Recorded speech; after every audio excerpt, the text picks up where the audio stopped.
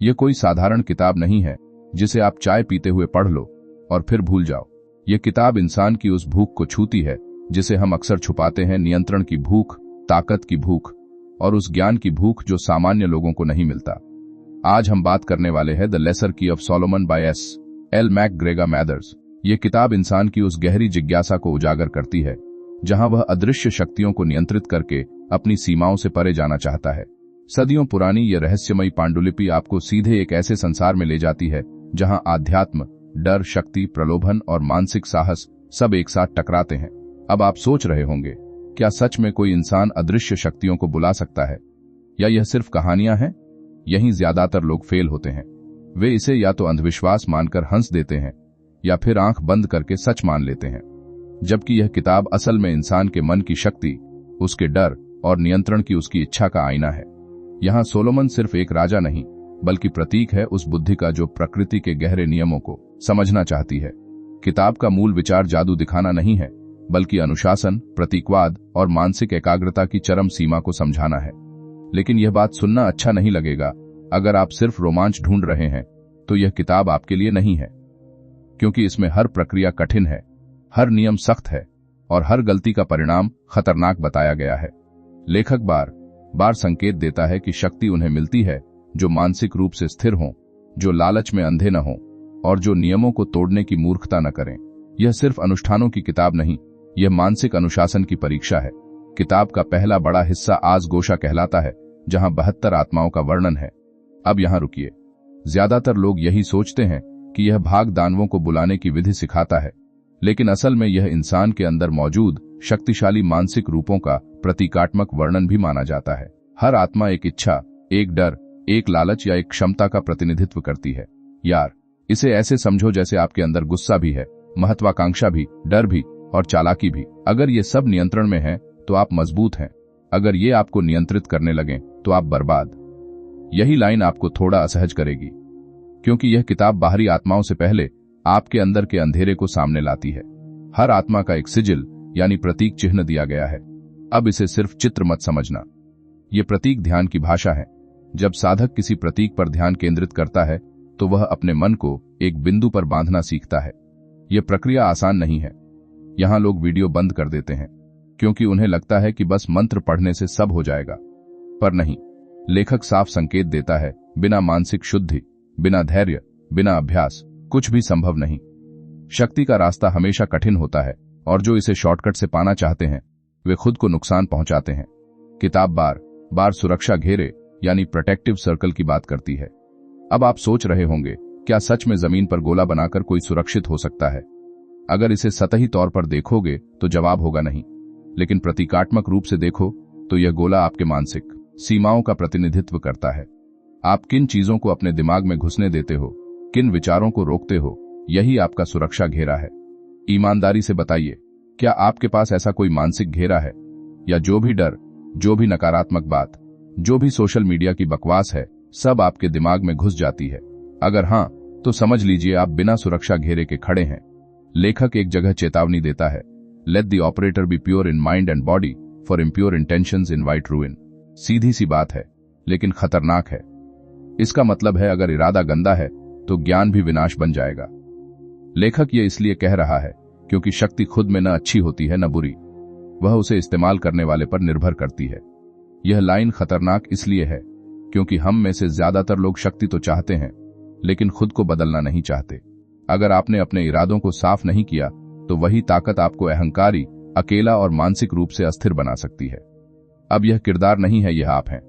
किताब के अगले हिस्सों में अलग अलग अनुष्ठानों, समय, दिशाओं और ग्रहों के प्रभाव का जिक्र है।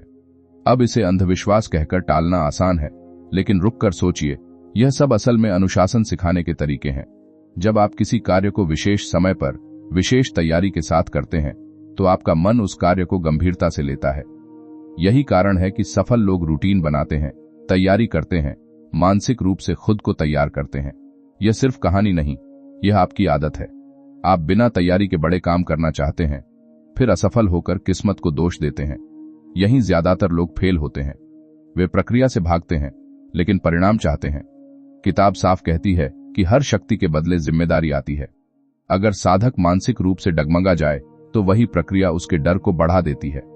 इसे ऐसे समझो जैसे कोई इंसान बिना मानसिक तैयारी के गहरी ध्यान साधना करे तो उसे शांति नहीं, बेचैनी मिलेगी, क्योंकि उसका मन स्थिर नहीं है।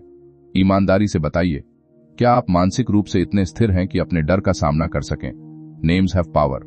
किताब का यह विचार बेहद गहरा है। किसी भी आत्मा का नाम लेना मतलब उसकी प्रकृति को स्वीकार करना। सरल भाषा में जिस चीज को आप नाम देते हैं उसे आप पहचान देते हैं, और जिसे पहचान देते हैं वह आपके जीवन में प्रभाव डालती है। अगर आप बार बार खुद को कमजोर कहते हैं तो आपका दिमाग उसी पहचान को सच मान लेता है। अगर आप खुद को अनुशासित कहते हैं और वैसा व्यवहार करते हैं तो धीरे धीरे वह आपकी सच्चाई बन जाती है। लेखक यह बात रहस्यमयी भाषा में कहता है, लेकिन इसका मनोवैज्ञानिक अर्थ बेहद वास्तविक है। लेकिन यह बात सुनना अच्छा नहीं लगेगा। ज्यादातर लोग अपने डर को नाम ही नहीं देना चाहते। वे भागते हैं, टालते हैं, खुद से झूठ बोलते हैं और फिर कहते हैं कि जिंदगी में कोई रहस्यमयी रुकावट है। अगर आप खुद से झूठ बोल रहे हैं तो आगे मत सुनिए, क्योंकि यह किताब बहाने बनाने वालों के लिए नहीं, सामना करने वालों के लिए है। धीरे धीरे आपको एहसास होता है कि यह पूरी किताब बाहरी शक्तियों से ज्यादा आंतरिक नियंत्रण की यात्रा है। हर प्रतीक, हर मंत्र, हर प्रक्रिया ध्यान, अनुशासन और मानसिक दृढ़ता की ट्रेनिंग है। लेकिन इंसान का मन चालाक है। उसे रहस्य चाहिए पर मेहनत नहीं, उसे शक्ति चाहिए पर जिम्मेदारी नहीं, और यही असली जाल है। अब आप सोच रहे होंगे, क्या सच में यह सब अभ्यास करने से इंसान बदल सकता है? जवाब है हाँ, लेकिन वैसा नहीं जैसा फिल्मों में दिखता है। बदलाव अंदर होता है, सोच में, डर से निपटने के तरीके में, निर्णय लेने की क्षमता में, छोटी छोटी जीतों में। पहले आप ध्यान लगाने की कोशिश करते हैं, असफल होते हैं, फिर दोबारा कोशिश करते हैं, फिर मन भटकता है, फिर थोड़ा सुधार होता है। यही प्रगति है, यही असली साधना है। लेकिन अगर आप अभी भी इसे सिर्फ काली जादू की किताब समझ रहे हैं तो आप सबसे बड़ा संकेत मिस कर रहे हैं, और यहीं से असली समस्या शुरू होती है यार। पिछली बात यहीं खत्म नहीं हुई थी। असली उलझन तो अब शुरू होती है, क्योंकि जैसे ही इंसान को यह एहसास होता है कि यह किताब बाहरी आत्माओं से ज्यादा उसके अंदर की शक्तियों की बात कर रही है, उसका दिमाग दो हिस्सों में बंट जाता है। एक हिस्सा कहता है यह सब प्रतीकात्मक है, मनोविज्ञान है। दूसरा हिस्सा फुसफुसाता है, लेकिन अगर यह सच हुआ तो, और यही अगर इंसान को इस किताब से बांध देता है, यही मानसिक खिंचाव इस ग्रंथ की असली ताकत है। यह आपको यकीन और शक के बीच लटका देता है। और सच बताऊं, इंसान सबसे ज्यादा उसी चीज से डरता है जो पूरी तरह झूठ भी नहीं लगती और पूरी तरह सच भी नहीं लगती। अब किताब का दूसरा प्रमुख भाग सामने आता है, आस्थुअजर गोशा। यहां आत्माओं का वर्णन पहले से भी ज्यादा जटिल रूप में मिलता है। ये आत्माएं सिर्फ इच्छाओं का प्रतीक नहीं, बल्कि दिशाओं, स्थानों और अदृश्य परतों में बंटी शक्तियों का प्रतिनिधित्व करती हैं। आप सोच रहे होंगे इसका मतलब क्या हुआ? सरल भाषा में समझो, इंसान का मन भी परतों में बंटा है। ऊपर से आप शांत दिखते हो, अंदर बेचैनी चलती रहती है। ऊपर से आप विनम्र हो, अंदर अहंकार पलता रहता है। यही परतें यहां स्पिरिचुअल हायरार्कीज के रूप में दिखाई गई हैं। यहां एक बहुत गहरी बात छुपी है। हर शक्ति अकेली काम नहीं करती, वह एक व्यवस्था का हिस्सा होती है। जैसे आपके विचार अकेले नहीं आते, वे आपकी यादों, डर, अनुभव और माहौल से जुड़े होते हैं। लेकिन यह बात सुनना अच्छा नहीं लगेगा। अगर आप अपनी मानसिक परतों को समझे बिना ताकत चाहते हैं तो आप खुद के ही जाल में फंस जाओगे। यही ज्यादातर लोग नहीं समझते। वे सतह पर सुधार चाहते हैं, जड़ में नहीं उतरते। इस भाग में डायरेक्शनल स्पिरिट्स का जिक्र आता है, जो अलग अलग दिशाओं में शासन करते हैं। पूर्व, पश्चिम, उत्तर, दक्षिण, हर दिशा का अपना स्वभाव बताया गया है। अब इसे रहस्य मानकर छोड़ देना आसान है, लेकिन रुककर सोचिए, दिशाएं असल में आपके जीवन के क्षेत्रों जैसी हैं। करियर, रिश्ते, मानसिक स्वास्थ्य, महत्वाकांक्षा, हर क्षेत्र की ऊर्जा अलग होती है। अगर एक दिशा बिगड़ जाए तो पूरा संतुलन हिल जाता है। ईमानदारी से बताइए, क्या आपकी जिंदगी की हर दिशा संतुलित है, या आप सिर्फ पैसे की दिशा में भाग रहे हैं और बाकी सब बिखर रहा है? यही लोग वीडियो बंद कर देते हैं, क्योंकि यह सवाल असहज करता है। किताब बार बार कहती है कि किसी भी शक्ति को बुलाने से पहले साधक को अपना उद्देश्य स्पष्ट करना चाहिए। Uncertain intentions produce chaotic results. लेखक की यह चेतावनी सीधी है। अगर आपका लक्ष्य धुंधला है तो परिणाम भी बिखरे होंगे। सरल हिंदी में समझो, आधा मन आधा परिणाम। लेखक ये इसलिए कह रहा है क्योंकि ब्रह्मांड हो या मन, दोनों स्पष्ट संकेतों पर काम करते हैं। अगर आप खुद तय नहीं कर पा रहे कि आपको चाहिए क्या, तो कोई भी प्रक्रिया आपको सही दिशा नहीं दे सकती। यह लाइन खतरनाक क्यों है? क्योंकि हम में से ज्यादातर लोग कभी बैठकर यह तय ही नहीं करते कि हम असल में चाहते क्या हैं। बस भीड़ के साथ भागते रहते हैं। अब यह किरदार नहीं है, यह आप हैं। इस भाग में एक और महत्वपूर्ण चीज आती है, ट्रायंगल ऑफ आर्ट। यह एक विशेष आकृति है जहां आत्मा को प्रकट होने के लिए बुलाया जाता है। लेकिन ध्यान दीजिए, आत्मा को अपने सुरक्षा घेरे के अंदर नहीं, बल्कि बाहर उस त्रिकोण में बुलाया जाता है। प्रतीकात्मक रूप से यह बहुत बड़ा संदेश है। इसका मतलब है, जिस शक्ति को आप नियंत्रित करना चाहते हैं, उसे खुद पर हावी मत होने दो, उसे दूरी पर रखो। जैसे गुस्सा है उसे महसूस करो, लेकिन उसमें डूब मत जाओ। जैसे पैसा है उसे कमाओ, लेकिन उसका गुलाम मत बनो। अगर आप अपनी इच्छाओं को बहुत करीब आने देते हो तो वे आपको नियंत्रित करने लगती हैं। ईमानदारी से बताइए, क्या आप अपनी इच्छाओं के मालिक हैं या उनके नौकर? किताब के अनुष्ठानों में विशेष वस्त्र पहनने का नियम है, साफ, सादे और पवित्र कपड़े। पहली नजर में यह अजीब लगता है, लेकिन इसका मनोवैज्ञानिक अर्थ बहुत स्पष्ट है। कपड़े सिर्फ शरीर नहीं ढंकते, वे मानसिक स्थिति भी बनाते हैं।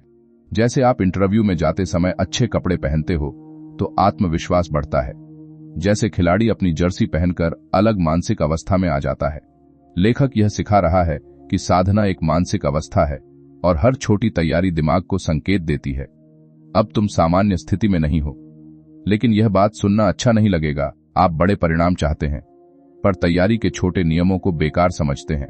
यही आपकी हार की जड़ है। किताब चेतावनी देती है कि अगर साधक डर गया तो प्रक्रिया उल्टी पड़ सकती है। अब इसे सच मानो या प्रतीक, पर अर्थ स्पष्ट है। डर आपको नियंत्रण खोने पर मजबूर करता है। जब इंसान डरता है तो उसका दिमाग तर्क छोड़ देता है और कल्पनाएं हावी हो जाती हैं। यही कारण है कि किताब मानसिक दृढ़ता पर इतना जोर देती है। शक्ति से पहले स्थिरता जरूरी है। Fear is the gateway through which chaos enters. यह विचार साफ कहता है, डर दरवाजा है, अव्यवस्था उसका मेहमान। लेखक यह इसलिए कह रहा है क्योंकि अगर मन अस्थिर है तो कोई भी ज्ञान आपको भ्रमित कर सकता है। यह लाइन खतरनाक इसलिए है क्योंकि हम अपने डर को गंभीरता से लेते ही नहीं। हम उसे टालते हैं, दबाते हैं, मजाक बनाते हैं। लेकिन डर दबाने से खत्म नहीं होता, वह अंदर सड़ता रहता है। अब आप सोच रहे होंगे, क्या यह सब सच में किसी को बदल सकता है? जवाब आसान नहीं है, क्योंकि यह किताब तुरंत परिणाम नहीं देती। पहले आप अभ्यास करते हैं, मन भटकता है, फिर दोबारा कोशिश करते हैं, संदेह आता है, फिर थोड़ा नियंत्रण आता है, फिर गलती होती है, फिर आप सीखते हैं। यही प्रक्रिया है, समझ, प्रयास, असफलता, सुधार, छोटी जीत। ये कोई फिल्मी जादू नहीं, ये मानसिक प्रशिक्षण है। यह सिर्फ कहानी नहीं, यह आपकी आदत है। आप भी कुछ दिन मेहनत करते हैं, फिर छोड़ देते हैं, फिर कहते हैं मेरे बस की बात नहीं। यहीं ज्यादातर लोग फेल होते हैं। धीरे धीरे यह किताब आपको एहसास दिलाती है कि सबसे खतरनाक शक्ति कोई आत्मा नहीं, बल्कि आपका बेकाबू मन है। अगर मन स्थिर नहीं तो ज्ञान भी जहर बन सकता है। अगर मन स्थिर है तो कठिन प्रक्रिया भी साधारण लगने लगती है। अब यह किरदार नहीं है, यह आप हैं। और अगर आपने अभी तक अपने मन को साधने की कोशिश ही नहीं की तो एक सच्चाई आपको बेचैन कर देगी, क्योंकि असली लड़ाई बाहर नहीं, अंदर शुरू होने वाली है यार। जैसे जैसे यह ग्रंथ आगे बढ़ता है ना, एक अजीब सा बदलाव महसूस होने लगता है। पहले तक बात थी नियंत्रण की, आंतरिक शक्ति की, मानसिक अनुशासन की, लेकिन अब मामला और गहरा हो जाता है। अब इंसान को सिर्फ अपने मन से नहीं, बल्कि पूरे ब्रह्मांड की संरचना से जोड़कर देखा जाता है। और यहीं से शुरू होता है आज पॉलिना, एक ऐसा भाग जो आपको यह सोचने पर मजबूर कर देता है कि शायद आप जितना खुद को अलग समझते हैं उतने अलग है नहीं। इस हिस्से में आत्माओं की जगह एंजेलिक इंटेलिजेंसेस का वर्णन मिलता है। अब रुकिए, यही वो जगह है जहां ज्यादातर लोग भ्रमित हो जाते हैं। वे सोचते हैं कि अब कहानी दानवों से हटकर फरिश्तों पर आ गई है। लेकिन सच बताऊं, यहां भी असली खेल प्रतीकों का है। यह अच्छे और बुरे की लड़ाई नहीं, बल्कि ऊर्जाओं की विभिन्न आवृत्तियों को समझने की कोशिश है। जैसे रेडियो की अलग अलग फ्रीक्वेंसी होती है, हर एक अलग संगीत बजाती है, वैसे ही चेतना के स्तर होते हैं। इंसान जिस स्तर पर सोचता है वैसा ही अनुभव करता है। अब आप सोच रहे होंगे, इसका मेरी जिंदगी से क्या लेना देना? सब कुछ। किताब कहती है कि हर समय, हर दिन, हर ग्रह की अपनी ऊर्जा होती है। यह विचार ज्योतिष से जुड़ा लगता है, लेकिन इसका मनोवैज्ञानिक पहलू ज्यादा महत्वपूर्ण है। जब आप यह मानते हैं कि समय का प्रभाव है, तो आप लापरवाही से काम नहीं करते, आप सजग होते हैं। अनुशासन आता है, तैयारी आती है। लेकिन यह बात सुनना अच्छा नहीं लगेगा। आज के इंसान को लगता है कि वह समय से ऊपर है, जब मन करेगा तब कर लेंगे। यही सोच उसे औसत बनाती है। लेखक एक गहरी बात कहता है, एज अबव सो बिलो। ऊपर जैसा है वैसा ही नीचे है। सरल भाषा में ब्रह्मांड और मन अलग नहीं है, वे एक दूसरे का प्रतिबिंब हैं। लेखक ये इसलिए कह रहा है क्योंकि जो अव्यवस्था आपके अंदर है वही आपके जीवन में दिखाई देती है। अगर दिमाग उलझा है तो फैसले उलझे होंगे, फैसले उलझे होंगे तो परिणाम भी उलझे होंगे। यह लाइन खतरनाक क्यों है?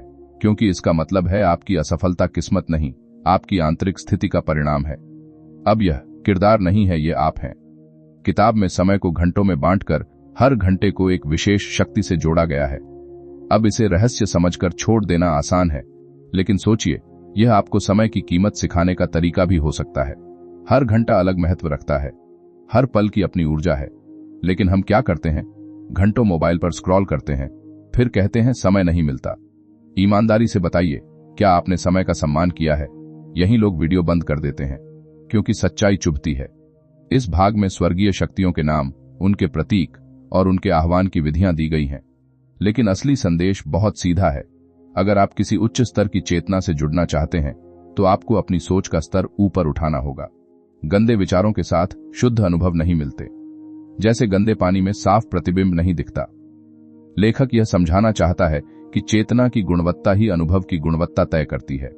लेकिन यह बात सुनना अच्छा नहीं लगेगा। हम ऊंचे परिणाम चाहते हैं, लेकिन अपनी सोच को ऊंचा उठाने की मेहनत नहीं करते। किताब में एक और विचार बार आता है, नामों का उच्चारण शुद्ध होना चाहिए। अब आप सोच रहे होंगे, क्या गलत उच्चारण से कुछ बदल जाता है? प्रतीकात्मक रूप से हाँ, क्योंकि ये एक एकाग्रता और गंभीरता का संकेत है।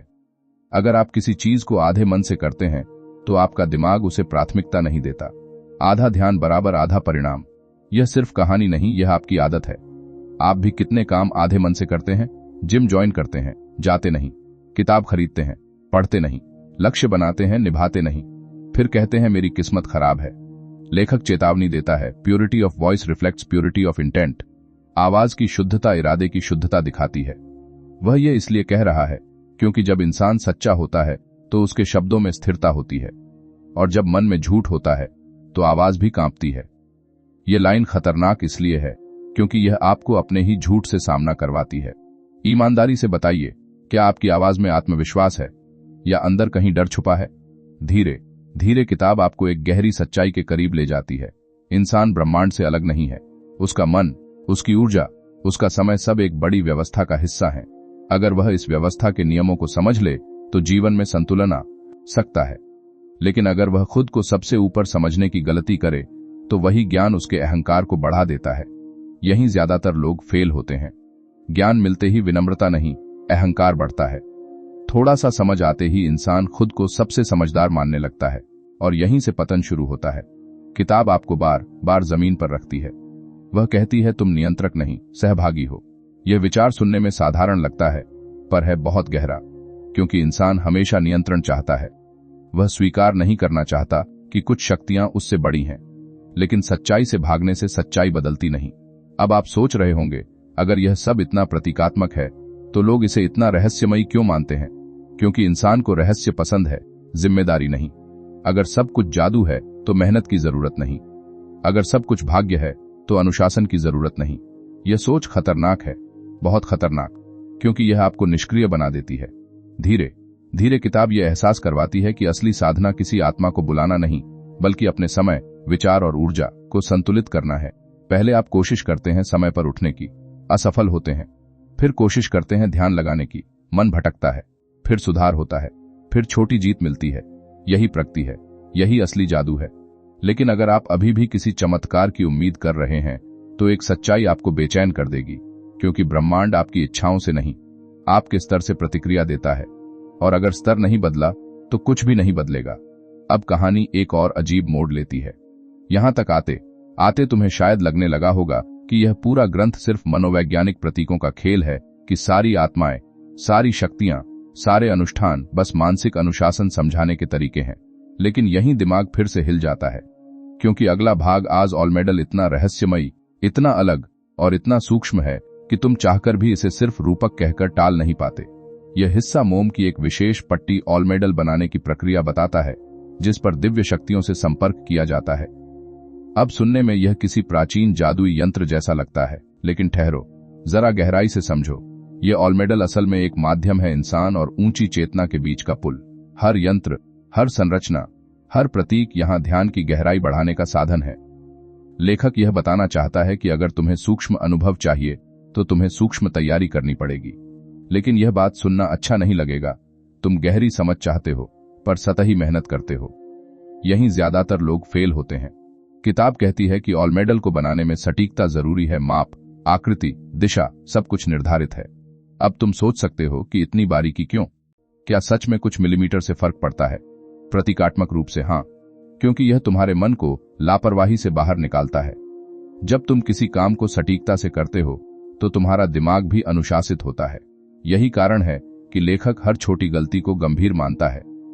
ईमानदारी से बताओ, क्या तुम अपने काम में इतनी बारीकी रखते हो, या चलता है कहकर छोड़ देते हो?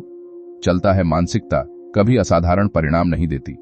यह सिर्फ कहानी नहीं, यह तुम्हारी आदत है। ऑलमेडल को 4 मोमबत्तियों के साथ रखा जाता है जो 4 दिशाओं और 4 ऊर्जाओं का प्रतिनिधित्व करती हैं। यह दृश्य किसी रहस्यमय अनुष्ठान जैसा लगता है, लेकिन इसका गहरा अर्थ संतुलन है। जीवन भी 4 स्तंभों पर खड़ा है, शरीर, मन, भावनाएं और कर्म। अगर एक भी असंतुलित हुआ तो पूरा ढांचा हिल जाता है। लेकिन हम क्या करते हैं? शरीर की अनदेखी, मन पर दबाव, भावनाओं को दबाना और कर्म में लापरवाही। फिर कहते हैं जिंदगी अस्थिर है। अब यह किरदार नहीं है, यह तुम हो। किताब बार बार ऊंची चेतना से संपर्क की बात करती है, लेकिन ध्यान देना, यह संपर्क आदेश देने जैसा नहीं बल्कि विनम्र प्रार्थना जैसा है। यहां शक्ति हासिल करने का घमंड नहीं बल्कि ज्ञान पाने की विनम्रता सिखाई जाती है। लेखक समझाता है कि जो जितना विनम्र होगा उतना ही ऊंचा उठेगा। लेकिन यह बात अहंकार को पसंद नहीं आती। अहंकार कहता है मुझे सब आता है, ज्ञान कहता है मैं अभी सीख रहा हूं। ईमानदारी से बताओ, तुम्हारे अंदर कौन ज्यादा बोलता है? किताब में एक जगह संकेत मिलता है कि साधक को शुद्ध सुगंध, शांति और पवित्र वातावरण बनाना चाहिए। अब इसे अंधविश्वास कहकर छोड़ना आसान है, लेकिन सोचो, वातावरण मन पर सीधा असर डालता है। गंदगी में मन अशांत रहता है, शोर में ध्यान भटकता है, साफ और शांत जगह पर दिमाग स्थिर होता है। लेकिन तुम क्या करते हो? अव्यवस्थित कमरे में बड़े सपने देखते हो, शोरगुल में शांति ढूंढते हो, फिर कहते हो फोकस नहीं बनता। यही लोग वीडियो बंद कर देते हैं, क्योंकि सच्चाई सुनना आसान नहीं। लेखक एक चेतावनी देता है, let no impure thought enter the sacred operation. किसी भी अपवित्र विचार को पवित्र प्रक्रिया में मत आने दो। सरल भाषा में, जब तुम किसी महत्वपूर्ण काम में हो तो नकारात्मकता को अंदर मत घुसने दो। लेखक ये इसलिए कह रहा है क्योंकि मन जिस विचार को पकड़ लेता है वही अनुभव बन जाता है। यह लाइन खतरनाक क्यों है? क्योंकि तुम्हारे ज्यादातर काम नकारात्मक सोच के साथ शुरू होते हैं। पता नहीं होगा या नहीं, अगर फेल हो गया तो लोग क्या कहेंगे, और यही विचार तुम्हारी ऊर्जा गिरा देते हैं। अब यह किरदार नहीं है, यह तुम हो। धीरे धीरे यह हिस्सा सिखाता है कि ऊंचे अनुभव पाने के लिए तुम्हें अपनी ऊर्जा का स्तर ऊपर उठाना पड़ेगा। पहले तुम कोशिश करते हो सकारात्मक रहने की, फिर छोटी बातों में चिढ़ जाते हो, फिर खुद को संभालते हो, फिर गलती करते हो, फिर थोड़ा सुधार होता है। यही प्रगति है, यही साधना है। कोई जादुई चमक नहीं, कोई रहस्यमयी रोशनी नहीं, बस धीरे धीरे मन का परिष्कार। लेकिन अगर तुम अभी भी चमत्कार ढूंढ रहे हो तो तुम असली संदेश खो रहे हो। किताब बार बार बताती है कि दिव्य संपर्क तभी संभव है जब साधक भीतर से शांत हो। अगर मन लालच, गुस्से, ईर्ष्या से भरा है तो वह ऊंचे अनुभव को सहन ही नहीं कर सकता। जैसे तेज रोशनी कमजोर आंखों को चुभती है। यह बात सुनना अच्छा नहीं लगेगा, तुम्हारी बेचैनी ही तुम्हारी सबसे बड़ी रुकावट है। तुम बाहरी परिस्थितियों को दोष देते हो, लेकिन असली शोर अंदर है। ईमानदारी से बताओ, आखिरी बार तुमने बिना किसी चिंता के शांत बैठना कब सीखा था? अगर जवाब नहीं है तो समझ लो तुम ऊंचे अनुभवों की बात तो करते हो, लेकिन उनकी तैयारी से भागते हो। यहीं ज्यादातर लोग फेल होते हैं, और यहीं से इंसान खुद को धोखा देना शुरू करता है, क्योंकि उसे लगता है कि समस्या बाहर है, जबकि असली अव्यवस्था अंदर पल रही होती है। और अगर यह अव्यवस्था नहीं बदली तो आगे जो आने वाला है वह तुम्हें और असहज करेगा। अब जो हिस्सा सामने आता है ना, वह पूरी किताब के स्वर को ही बदल देता है। यहां तक आते आते तुमने शक्तियों, प्रतीकों, अनुष्ठानों, मानसिक अनुशासन, चेतना के स्तर सब के बारे में पढ़ लिया। तुम्हें लगने लगा होगा कि यह पूरा ग्रंथ नियंत्रण और आह्वान की विद्या सिखा रहा है। लेकिन अचानक कहानी एक शांत, गहरी और लगभग आध्यात्मिक दिशा में मुड़ जाती है। यही हिस्सा है आज नोटोरियर। अब नाम सुनकर कुछ खास महसूस नहीं होता है ना, लेकिन यही लोग सबसे बड़ी गलती करते हैं। वे इस भाग को हल्का समझ लेते हैं, जबकि असल में यह पूरी किताब का सबसे सूक्ष्म और सबसे खतरनाक हिस्सा है। खतरनाक इसलिए क्योंकि यहां बाहरी शक्तियों को नहीं, सीधे तुम्हारी बुद्धि, स्मरण शक्ति और ज्ञान प्राप्त करने की क्षमता को छुआ जाता है। और सच बताऊं, इंसान बाहरी ताकत से उतना नहीं बदलता जितना अंदर की समझ से बदलता है। ये भाग प्रार्थनाओं, पवित्र शब्दों और जटिल प्रतीकों के माध्यम से डिवाइन नॉलेज पाने की बात करता है। अब तुम सोच रहे होगे, ज्ञान पाने के लिए ये रहस्यमयी विधियां क्यों? सीधी पढ़ाई क्यों नहीं? यही गलत धारणा है। लेखक कहना चाहता है कि ज्ञान सिर्फ जानकारी नहीं होता। ज्ञान एक मानसिक अवस्था है। अगर मन बिखरा है तो जानकारी भी बिखर जाती है। अगर मन स्थिर है तो छोटी बात भी गहरी समझ बन जाती है। लेकिन यह बात सुनना अच्छा नहीं लगेगा। तुम जानकारी इकट्ठा करते हो, ज्ञान नहीं। मोबाइल भरा है, दिमाग खाली है। किताब बार बार विशेष प्रार्थनाओं के उच्चारण की बात करती है। ये प्रार्थनाएं सिर्फ धार्मिक कर्मकांड नहीं है, ये दिमाग को एक ही विचार पर स्थिर करने का अभ्यास है। जब कोई व्यक्ति बार बार एक ही पवित्र ध्वनि पर ध्यान देता है तो उसका मन धीरे धीरे शोर से बाहर आने लगता है। यह किसी मंत्र का जादू नहीं, ध्यान की शक्ति है। लेकिन तुम क्या करते हो? 2 मिनट में बोर हो जाते हो, ध्यान लगाते हो, फिर नोटिफिकेशन देख लेते हो, फिर कहते हो मेरा फोकस कमजोर है। यह सिर्फ कहानी नहीं, यह तुम्हारी आदत है। Prayer refines the intellect and purifies perception. लेखक यह कहता है, मतलब प्रार्थना बुद्धि को निखारती है और देखने की क्षमता को शुद्ध करती है। अब इसे साधारण मत समझना। लेखक यह इसलिए कह रहा है क्योंकि जब इंसान अहंकार छोड़कर विनम्र होता है तभी उसका दिमाग सीखने के लिए खुलता है। अहंकार दिमाग का दरवाजा बंद कर देता है। यह लाइन खतरनाक क्यों है? क्योंकि तुम सीखना चाहते हो पर विनम्र होना नहीं चाहते। तुम्हें सलाह पसंद नहीं, तुम्हें सुधार सुनना अच्छा नहीं लगता, तुम्हें लगता है तुम पहले से काफी जानते हो। अब यह किरदार नहीं है, यह तुम हो। किताब के इस भाग में जटिल चित्र और पवित्र शब्दों की संरचनाएं दी गई हैं। इन्हें नोटरी आर्ट कहा गया है। पहली नजर में ये रहस्यमयी डिजाइन लगते हैं, लेकिन गहराई से देखो तो यह दिमाग को गहरी एकाग्रता की अवस्था में ले जाने के उपकरण हैं। जब तुम किसी जटिल आकृति को लंबे समय तक देखते हो तो तुम्हारा दिमाग धीरे धीरे भटकना बंद करता है। यही कारण है कि आज भी मंडला आर्ट, ज्यामितीय ध्यान तकनीकें और विजुअल मेडिटेशन काम करते हैं। लेकिन यह बात सुनना अच्छा नहीं लगेगा, तुम अपने दिमाग को स्थिर करने की कोशिश ही नहीं करते। तुम चाहते हो कि कोई शॉर्टकट मिल जाए, कोई ऐसा तरीका जो मेहनत के बिना फोकस दे दे। यहीं ज्यादातर लोग फेल होते हैं। किताब कहती है कि ज्ञान पाने के लिए साधक को नियमित अभ्यास करना होगा। एक दिन नहीं, एक हफ्ता नहीं, लगातार। क्योंकि बुद्धि एक मांसपेशी की तरह है, जितना अभ्यास करोगे उतनी मजबूत होगी। लेकिन तुम क्या करते हो? 2 दिन पढ़ते हो, तीसरे दिन छोड़ देते हो, फिर कहते हो मुझे याद नहीं रहता। ईमानदारी से बताओ, गलती तुम्हारी है या विधि की? धीरे धीरे यह हिस्सा समझाता है कि इंसान का दिमाग पवित्रता और अनुशासन से असाधारण स्तर तक पहुंच सकता है। पहले तुम अभ्यास करते हो, दिमाग थकता है, फिर कोशिश करते हो, बोरियत होती है, फिर धीरे धीरे स्थिरता आने लगती है, फिर याददाश्त सुधरती है, फिर समझ गहरी होती है। यह कोई चमत्कार नहीं, यह मानसिक प्रशिक्षण है। लेकिन अगर तुम अभी भी किसी जादुई शक्ति का इंतजार कर रहे हो तो तुम असली शक्ति को नजरअंदाज कर रहे हो। किताब चेतावनी देती है कि बिना नैतिक शुद्धता के ज्ञान भी खतरनाक हो सकता है। क्योंकि बुद्धि अगर चरित्र से बड़ी हो जाए तो इंसान चालाक तो बनता है पर बुद्धिमान नहीं। चालाकी दूसरों को हराती है, बुद्धिमानी खुद को सुधारती है। यह बात सुनना अच्छा नहीं लगेगा। तुम जीतना चाहते हो, समझना नहीं। तुम्हें बहस जीतनी है, तुम्हें सही साबित होना है, तुम्हें सीखना नहीं, दिखाना है। यहीं ज्ञान मर जाता है। अब यह किरदार नहीं है, यह तुम हो। धीरे धीरे आज नोटोरियो यह एहसास करवाता है कि असली जादू आत्मा को बुलाने में नहीं बल्कि बुद्धि को जागृत करने में है। जो इंसान अपने मन को अनुशासित कर लेता है उसकी समझ खुद गहरी होने लगती है। उसे हर चीज में पैटर्न दिखने लगते हैं, हर अनुभव सीख बन जाता है। लेकिन अगर मन बिखरा है तो सबसे पवित्र ज्ञान भी शोर बन जाता है। यही लोग वीडियो बंद कर देते हैं क्योंकि यह सच्चाई स्वीकार करना कठिन है कि समस्या बाहर नहीं, ध्यान की कमी में है। ईमानदारी से बताओ, तुम सच में ज्ञान चाहते हो या सिर्फ जानकारी? क्योंकि दोनों में जमीन आसमान का फर्क है। और अगर तुमने यह फर्क नहीं समझा तो चाहे कितनी भी रहस्यमयी किताबें पढ़ लो, तुम्हारी सोच वहीं अटकी रहेगी। लेकिन असली खतरा अभी बाकी है। अब तक तुमने शायद एक बात नोटिस की होगी, यह पूरा ग्रंथ बार बार तुम्हें शक्ति देने का वादा नहीं करता बल्कि बार बार तुम्हें रोकता है।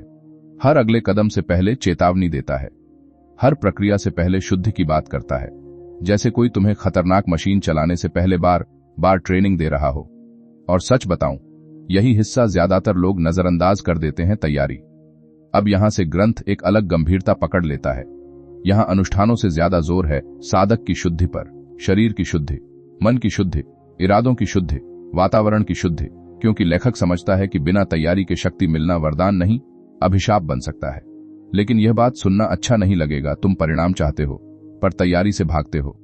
किताब विस्तार से स्नान, विशेष वस्त्र, उपवास और मानसिक संयम की बात करती है। अब इसे सतही तौर पर देखोगे तो लगेगा कि यह धार्मिक कर्मकांड है, लेकिन जरा गहराई से सोचो। जब इंसान उपवास करता है तो वह सिर्फ भोजन से दूर नहीं होता, बल्कि अपनी इच्छाओं पर नियंत्रण सीखता है।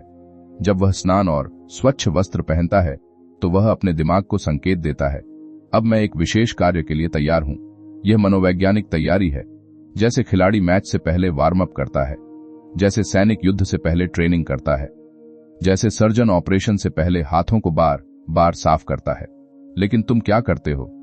बिना मानसिक तैयारी के बड़े फैसले लेते हो, बिना योजना के बड़े लक्ष्य बना लेते हो, फिर असफल होकर कहते हो मेरे साथ ही क्यों? यह सिर्फ कहानी नहीं, यह तुम्हारी आदत है। ग्रंथ में कॉन्सिक्रेशन यानी वस्तुओं को पवित्र बनाने की प्रक्रिया बताई गई है।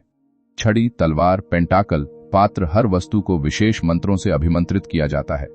अब तुम सोचोगे क्या वस्तुएं भी पवित्र होती हैं? प्रतीकात्मक रूप से हां, क्योंकि यह तुम्हारे ध्यान और सम्मान का प्रतीक है। जब तुम किसी उपकरण को विशेष मानते हो तो तुम उसे लापरवाही से इस्तेमाल नहीं करते।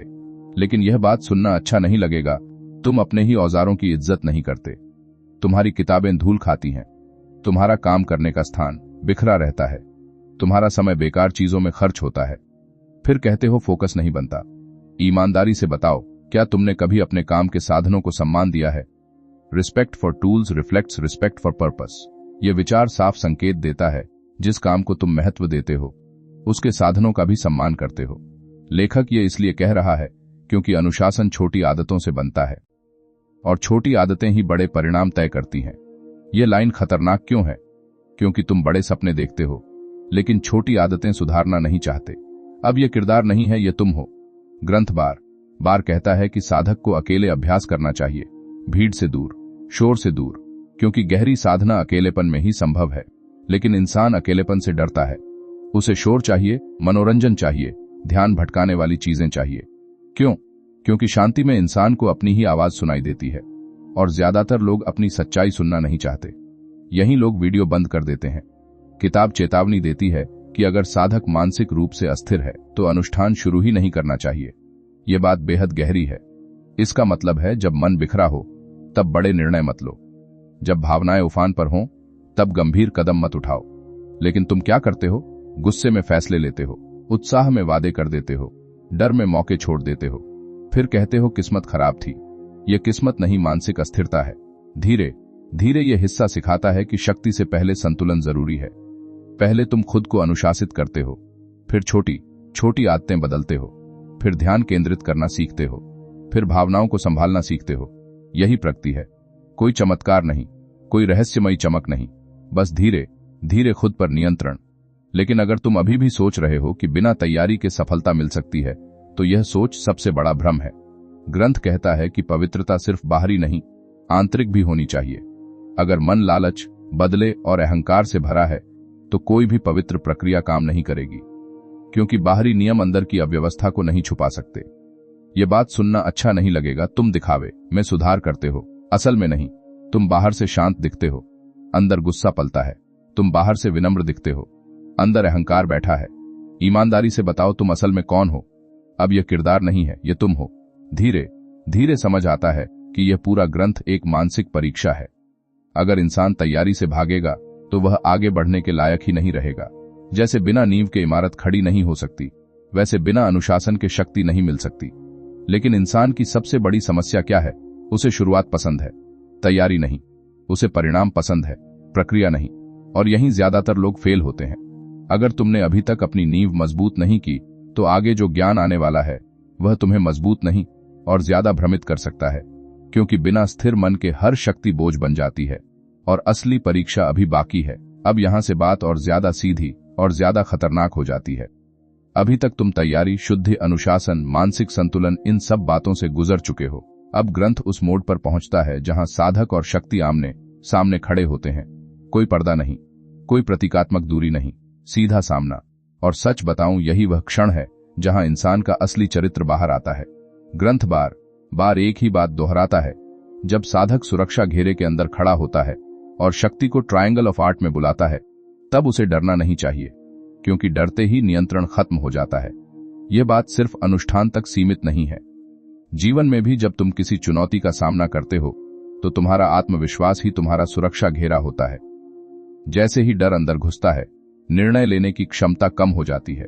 लेकिन यह बात सुनना अच्छा नहीं लगेगा, तुम ज्यादातर फैसले डर के आधार पर लेते हो। तुम जोखिम से डरते हो, तुम आलोचना से डरते हो, तुम असफलता से डरते हो, और यही डर तुम्हें औसत बनाए रखता है। ग्रंथ में एक चेतावनी है, stand firm for hesitation invites deception, मतलब डटे रहो क्योंकि हिचकिचाहट भ्रम को जन्म देती है। लेखक ये इसलिए कह रहा है क्योंकि जब मन अस्थिर होता है तो इंसान कल्पनाओं को सच मानने लगता है, वह खुद ही अपने डर को बढ़ा देता है। यह लाइन खतरनाक क्यों है? क्योंकि तुम भी जब जीवन में अनिश्चित होते हो तो हर छोटी समस्या पहाड़ लगने लगती है। अब यह किरदार नहीं है, यह तुम हो। आह्वान की प्रक्रिया में आत्माओं को आदेश देने के शब्द दिए गए हैं, लेकिन यहां ध्यान देने वाली बात है, आदेश देने से पहले अधिकार स्थापित करना होता है, और अधिकार ज्ञान, अनुशासन और आत्मविश्वास से आता है। सिर्फ शब्द बोल देने से कुछ नहीं होता। जैसे जीवन में भी अगर तुम खुद पर भरोसा नहीं करते तो कोई तुम्हारी बात गंभीरता से नहीं लेता। लेकिन तुम क्या करते हो? तैयारी अधूरी, ज्ञान अधूरा, आत्मविश्वास कमजोर, फिर उम्मीद करते हो कि दुनिया तुम्हारी बात माने।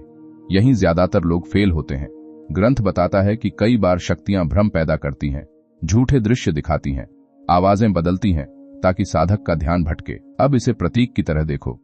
जब तुम किसी लक्ष्य पर काम करते हो तो ध्यान भटकाने वाली चीजें अचानक बढ़ जाती हैं। सोशल मीडिया, बेकार बहसें, नकारात्मक लोग, ये सब मानसिक भ्रम ही तो हैं। लेकिन यह बात सुनना अच्छा नहीं लगेगा, तुम इन भ्रमों को पहचानते हुए भी उनमें फंस जाते हो। यह सिर्फ कहानी नहीं, यह तुम्हारी आदत है। Do not trust appearances but command with clarity, मतलब जो दिख रहा है उस पर भरोसा मत करो, स्पष्टता से नियंत्रण करो। लेखक यह इसलिए कह रहा है क्योंकि सतह पर दिखने वाली चीजें अक्सर असली नहीं होती। डर भी कई बार वास्तविकता से बड़ा दिखता है। यह लाइन खतरनाक क्यों है? क्योंकि तुम दिखावे से प्रभावित हो जाते हो। किसी की सफलता देखकर खुद को असफल समझ लेते हो, किसी की आलोचना सुनकर खुद पर शक करने लगते हो। ईमानदारी से बताओ, क्या तुमने कभी सच्चाई जांचे बिना निष्कर्ष निकाले हैं? अब यह किरदार नहीं है, यह तुम हो। ग्रंथ में बार बार नामों के उच्चारण और प्रतीकों के सही उपयोग पर जोर दिया गया है, क्योंकि छोटी गलती भी बड़े परिणाम बदल सकती है। यह सिद्धांत जीवन में भी उतना ही सच है। छोटी लापरवाहियां धीरे धीरे बड़े नुकसान बन जाती हैं। एक दिन की आलस, एक छोटी बुरी आदत, एक टाला हुआ निर्णय, धीरे धीरे यही सब मिलकर जीवन की दिशा बदल देते हैं। लेकिन तुम क्या करते हो? छोटी गलतियों को नजरअंदाज, फिर कहते हो अचानक सब खराब हो गया। कुछ भी अचानक नहीं होता। हर परिणाम के पीछे छोटी छोटी लापरवाहियां छुपी होती हैं। ग्रंथ यह भी कहता है कि अगर साधक नियंत्रण खो दे तो प्रक्रिया तुरंत रोक देनी चाहिए। यह बहुत बड़ा जीवन सिद्धांत है। जब स्थिति हाथ से निकल रही हो तो रुक जाना हार नहीं, समझदारी है। लेकिन तुम क्या करते हो? गलत रिश्तों को घसीटते रहते हो, गलत निवेश पकड़े रहते हो, गलत रास्ते पर चलते रहते हो, सिर्फ इसलिए कि इतना समय लगा दिया है। यह जिद है, समझदारी नहीं। यही लोग वीडियो बंद कर देते हैं क्योंकि यह सच्चाई चुभती है। धीरे धीरे यह हिस्सा दिखाता है कि असली लड़ाई बाहरी शक्तियों से नहीं बल्कि मानसिक दृढ़ता से है। पहले तुम कोशिश करते हो डर को दबाने की, असफल होते हो, फिर सामना करते हो, फिर थोड़ा साहस आता है, फिर छोटी जीत मिलती है। यही विकास है, कोई चमत्कार नहीं, कोई रहस्यमयी विस्फोट नहीं, बस धीरे धीरे साहस का निर्माण। लेकिन अगर तुम अभी भी डर से भाग रहे हो तो तुम कभी नियंत्रण नहीं पा सकोगे। ग्रंथ साफ कहता है, जो अपने डर पर नियंत्रण नहीं पा सकता वह किसी शक्ति पर नियंत्रण नहीं पा सकता। यह बात सुनना अच्छा नहीं लगेगा, तुम बाहरी परिस्थितियों को दोष देते हो जबकि असली कमजोरी अंदर है। ईमानदारी से बताओ, तुमने आखिरी बार अपने सबसे बड़े डर का सामना कब किया था? अगर जवाब नहीं है तो समझ लो तुम अभी भी सुरक्षा घेरे के बाहर खड़े हो, और जब तक अंदर नहीं आओगे हर चुनौती तुम्हें और कमजोर करती जाएगी। लेकिन आगे जो आने वाला है वह तुम्हें यह एहसास करवाएगा कि सबसे बड़ा भ्रम शक्ति नहीं बल्कि शक्ति का अहंकार है। अब जो मोड़ आता है ना, वह इंसान के अंदर छुपे सबसे खतरनाक भ्रम को बेनकाब करता है। ताकत मिलते ही इंसान खुद को मालिक समझने लगता है। अभी तक ग्रंथ तुम्हें तैयारी सिखा रहा था, मानसिक संतुलन सिखा रहा था, डर पर नियंत्रण सिखा रहा था, लेकिन अब यह तुम्हें एक ऐसी सच्चाई दिखाने वाला है जो अहंकार को सीधे चोट पहुंचाती है। यहां आत्माओं की हायरार्कीज यानी श्रेणियों का विस्तार से वर्णन आता है। राजा, ड्यूक, प्रिंस, मार्क्विस, हर शक्ति की अपनी रैंक, अपना क्षेत्र, अपना प्रभाव। पहली नजर में यह किसी अदृश्य साम्राज्य की राजनीति लगती है, लेकिन गहराई से देखो तो यह शक्ति संतुलन का सिद्धांत है। कोई भी शक्ति अकेली सर्वशक्तिमान नहीं है। हर शक्ति की सीमा है, हर प्रभाव का दायरा है। लेकिन इंसान क्या सोचता है? अगर मेरे पास ताकत आ गई तो मैं सब नियंत्रित कर लूंगा। यही सबसे बड़ा भ्रम जन्म लेता है। ग्रंथ यह समझाता है कि हर शक्ति का स्वभाव अलग है। कुछ ज्ञान देती हैं, कुछ भ्रम पैदा करती हैं, कुछ इच्छाएं पूरी करती हैं, कुछ परीक्षा लेती हैं। यानी हर ऊर्जा का उपयोग सोच समझकर करना पड़ता है। यह वैसा ही है जैसे आग खाना भी पका सकती है, घर भी जला सकती है। लेकिन यह बात सुनना अच्छा नहीं लगेगा। तुम ताकत का आकर्षण देखते हो, उसकी जिम्मेदारी नहीं। यह सिर्फ कहानी नहीं, यह तुम्हारी आदत है। Power without wisdom invites self destruction. यह विचार साफ कहता है, बुद्धि के बिना शक्ति आत्म विनाश का रास्ता खोल देती है। लेखक यह इसलिए कह रहा है क्योंकि इंसान जैसे ही थोड़ा सफल होता है, वह नियम तोड़ना शुरू कर देता है। उसे लगता है अब वह गलती नहीं करेगा। यही अहंकार की शुरुआत है, और अहंकार सबसे खतरनाक नशा है। ईमानदारी से बताओ, क्या थोड़ी सफलता के बाद तुम्हारा व्यवहार बदल जाता है? अब यह किरदार नहीं है, ये तुम हो। ग्रंथ में हर आत्मा के स्वभाव का विस्तार से वर्णन है। कौन सच्चाई बताती है, कौन भ्रम पैदा करती है, कौन छुपे ज्ञान खोलती है, कौन मानसिक परीक्षा लेती है। प्रतीकात्मक रूप से ये इंसान के अंदर मौजूद मानसिक शक्तियों जैसा है। तुम्हारे अंदर भी कई आवाजें हैं। एक आवाज कहती है मेहनत करो, दूसरी कहती है कल से करेंगे, तीसरी कहती है तुम नहीं कर सकते, चौथी कहती है जोखिम लो।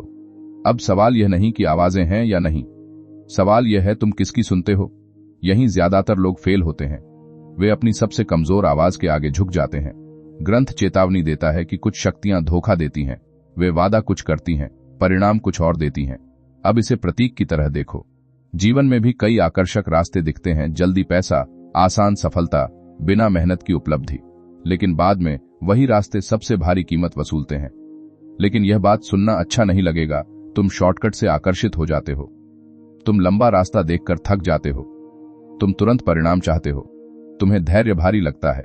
फिर कहते हो मेरे साथ ही धोखा क्यों हुआ। धोखा बाहर से कम, अंदर की अधीरता से ज्यादा होता है। False promises bind the foolish. झूठे वादे मूर्खों को बांध लेते हैं। लेखक ये इसलिए कह रहा है क्योंकि जो इंसान बिना जांच के हर अवसर पर विश्वास करता है, वह अंत में खुद को फंसा लेता है। यह लाइन खतरनाक क्यों है? क्योंकि तुम भी चमक देखकर निर्णय लेते हो। दिखावे पर भरोसा, तथ्यों की अनदेखी, भावनाओं के आधार पर फैसले। ईमानदारी से बताओ, क्या तुमने कभी सिर्फ उत्साह में गलत निर्णय लिया है? अब यह किरदार नहीं है, यह तुम हो। धीरे धीरे ग्रंथ यह एहसास दिलाता है कि शक्ति का असली उद्देश्य नियंत्रण नहीं, संतुलन है। अगर तुम हर चीज पर नियंत्रण चाहोगे तो मानसिक रूप से थक जाओगे। अगर तुम संतुलन सीख जाओगे तो कम शक्ति में भी स्थिर रहोगे। लेकिन इंसान संतुलन नहीं चाहता। उसे चरम पसंद है। बहुत ज्यादा काम, बहुत ज्यादा आराम, बहुत ज्यादा उम्मीद, बहुत ज्यादा निराशा। बीच का रास्ता उसे बोरिंग लगता है। यही लोग वीडियो बंद कर देते हैं, क्योंकि संतुलन रोमांचक नहीं लगता, लेकिन स्थायी वही है। ग्रंथ कहता है कि साधक को हर शक्ति से विनम्रता से पेश आना चाहिए, क्योंकि शक्ति सहयोगी हो सकती है, गुलाम नहीं। यह विचार जीवन में भी उतना ही सच है। रिश्ते, पैसा, ज्ञान, ये सब सहयोगी हैं। अगर तुम इन्हें नियंत्रित करने की कोशिश करोगे तो ये टूट जाएंगे। लेकिन यह बात सुनना अच्छा नहीं लगेगा। तुम लोगों को समझने से ज्यादा नियंत्रित करना चाहते हो। तुम चाहते हो लोग तुम्हारी सुने, पर तुम दूसरों को सुनना नहीं चाहते। यही असंतुलन है। धीरे धीरे समझ आता है कि शक्ति का असली परीक्षण उसका उपयोग नहीं, उसका संयम है। पहले तुम उत्साह में सब करना चाहते हो, फिर गलती करते हो, फिर समझते हो कि हर अवसर का उपयोग जरूरी नहीं, फिर चयन करना सीखते हो। यही परिपक्वता है। कोई जादुई ताज नहीं, कोई रहस्यमयी सिंहासन नहीं, बस निर्णय लेने की समझ। लेकिन अगर तुम अभी भी सोचते हो कि शक्ति मिलते ही जीवन आसान हो जाएगा, तो यह भ्रम तुम्हें बहुत महंगा पड़ेगा। क्योंकि शक्ति समस्याएं कम नहीं करती, वे तुम्हारी कमजोरियों को बड़ा कर देती है। और अगर कमजोरियां नियंत्रित नहीं हैं, तो ताकत तुम्हें ऊपर नहीं उठाएगी, बल्कि भीतर से तोड़ देगी। और यहीं से असली पतन शुरू होता है। अब कहानी उस मोड़ पर पहुंचती है जहां असली बदलाव का दर्द शुरू होता है। अभी तक तुमने शक्ति, अनुशासन, संतुलन, तैयारी, अहंकार सब समझ लिया। लेकिन समझ लेना और बदल जाना दो अलग चीजें हैं। और यही वह जगह है जहां ज्यादातर लोग रुक जाते हैं, क्योंकि बदलाव रोमांचक नहीं होता, बदलाव दर्द देता है। ग्रंथ यहां एक गहरी बात संकेतों में कहता है, हर साधक को एक आंतरिक मृत्यु से गुजरना पड़ता है। अब इसका मतलब शारीरिक मृत्यु नहीं है, इसका मतलब है पुराने स्वभाव का टूटना, पुरानी आदतों का खत्म होना, पुराने सोचने के तरीके का बिखरना। लेकिन यह बात सुनना अच्छा नहीं लगेगा। तुम बदलना चाहते हो, पर अपनी आदतें छोड़ना नहीं चाहते। तुम सफल होना चाहते हो, पर आलस छोड़ना नहीं चाहते। तुम मानसिक शांति चाहते हो, पर नकारात्मक सोच पकड़कर रखते हो। यह सिर्फ कहानी नहीं, यह तुम्हारी आदत है। ग्रंथ बार बार रीबर्थ यानी पुनर्जन्म का प्रतीक इस्तेमाल करता है, जैसे आग में जलकर राख से उठता हुआ पक्षी, यह बताने के लिए कि जब तक पुराना स्वभाव नहीं टूटेगा, नया व्यक्तित्व पैदा नहीं होगा। लेकिन इंसान को पुराना आराम पसंद है, वह दर्द से बचना चाहता है। यहीं ज्यादातर लोग फेल होते हैं। वे बदलाव की कीमत नहीं चुकाना चाहते। ट्रांसफॉर्मेशन डिमांड्स सैक्रिफाइस, परिवर्तन बलिदान मांगता है। लेखक ये इसलिए कह रहा है क्योंकि बिना कुछ छोड़े कुछ नया नहीं मिलता। अगर तुम समय नहीं दोगे तो कौशल नहीं मिलेगा। अगर तुम आराम नहीं छोड़ोगे तो अनुशासन नहीं बनेगा। यह लाइन खतरनाक क्यों है? क्योंकि तुम पाना तो सब चाहते हो, देना कुछ नहीं चाहते। ईमानदारी से बताओ, तुमने आखिरी बार किस चीज का बलिदान दिया था खुद को बेहतर बनाने के लिए? अब यह किरदार नहीं है, यह तुम हो।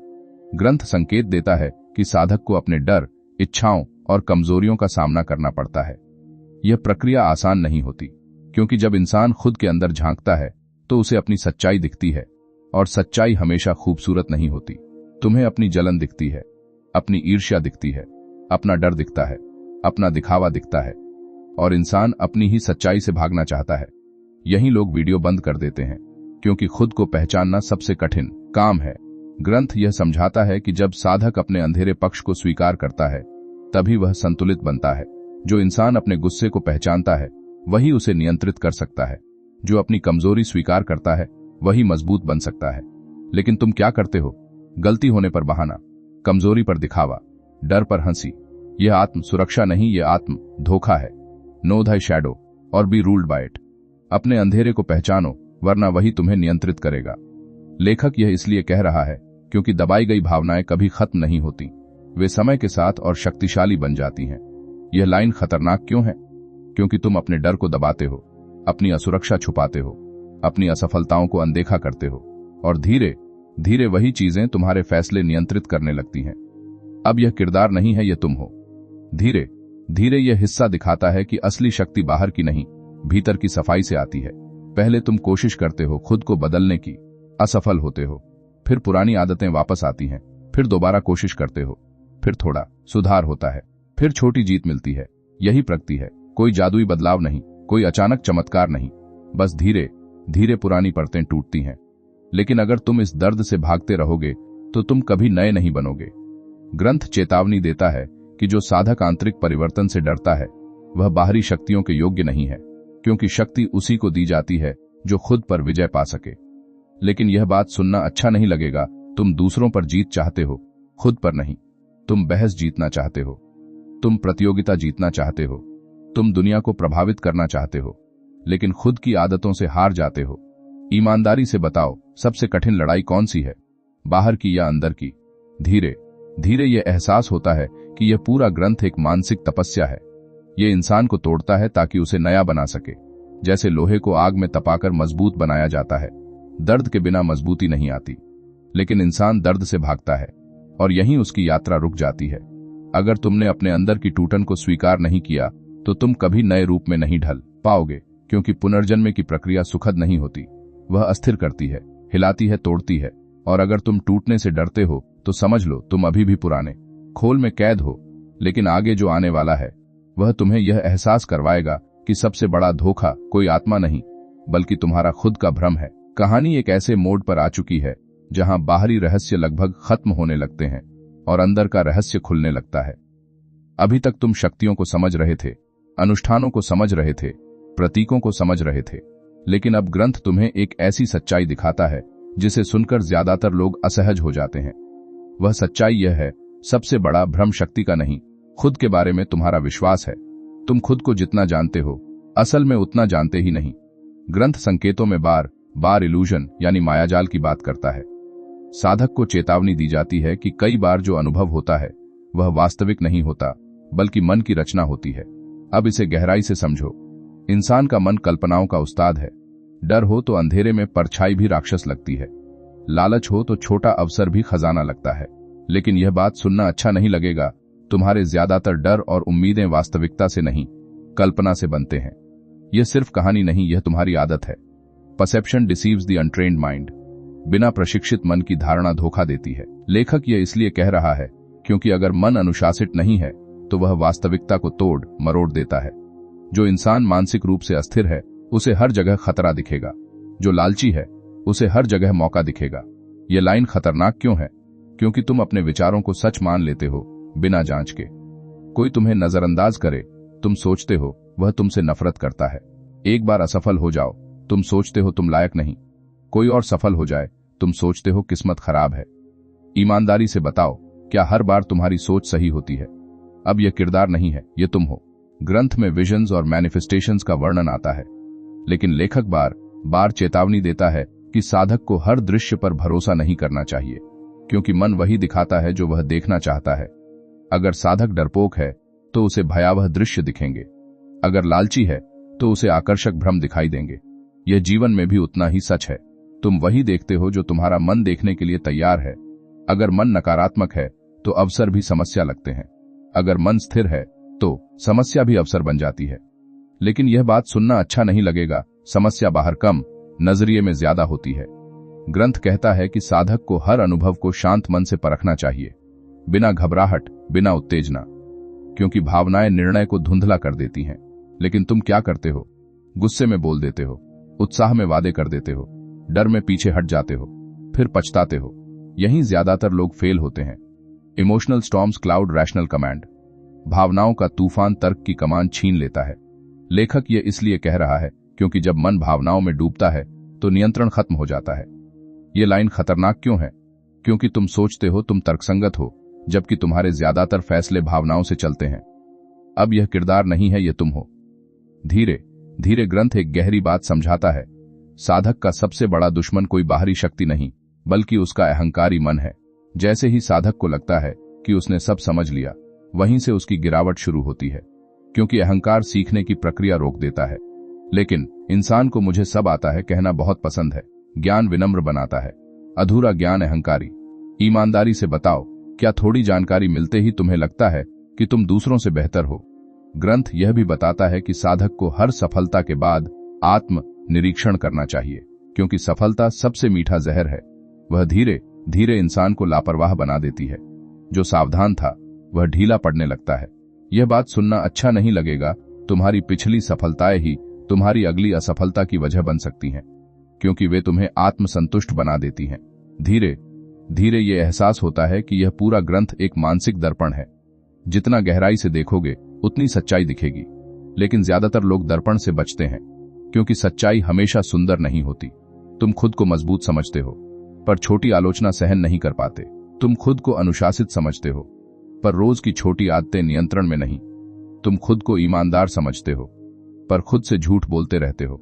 यही लोग वीडियो बंद कर देते हैं, क्योंकि आत्म सामना सबसे कठिन प्रक्रिया है। अगर तुम खुद को देखने की हिम्मत नहीं रखते तो तुम कभी खुद को बदल नहीं सकते।